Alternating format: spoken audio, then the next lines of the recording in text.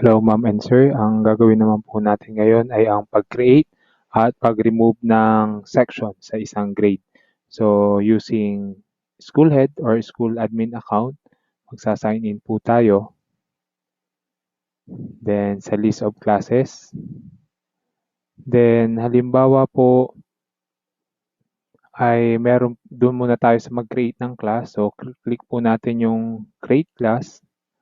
Then yung section name.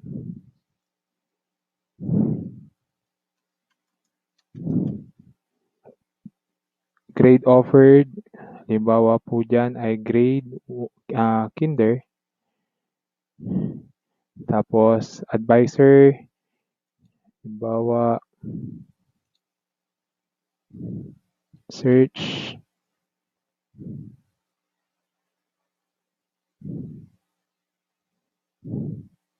select,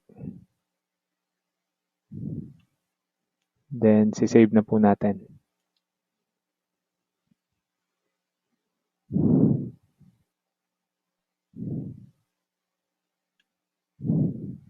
Kapag ganito po, F5 lang po natin or press backspace.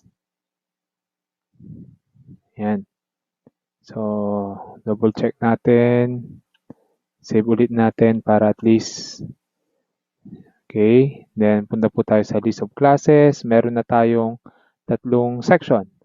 Ngayon, ang next naman po na situation ay kung magtatanggal po tayo ng isang section, okay, dahil nag-merge na po siya sa kabila. So, anong gagawin po natin? Halimbawa, kailangan nating tanggalin itong section na mahiyain. So, unang-una po, kailangan maalis po natin yung mga learners na ililipat sa other section. So, click po natin yung mahiyain. Then, click po yung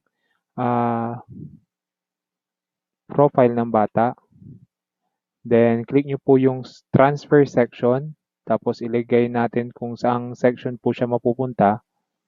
Okay. Tapos, sa list of classes, so, nailipat na natin from mahiyain yung learner to maligaya. Then, kung wala na pong student or learner po na nasa section na ito, then click po natin yung drop-down list, then remove class. Yan. So, na-remove na po natin yung isang section. Yun lamang po at maraming salamat.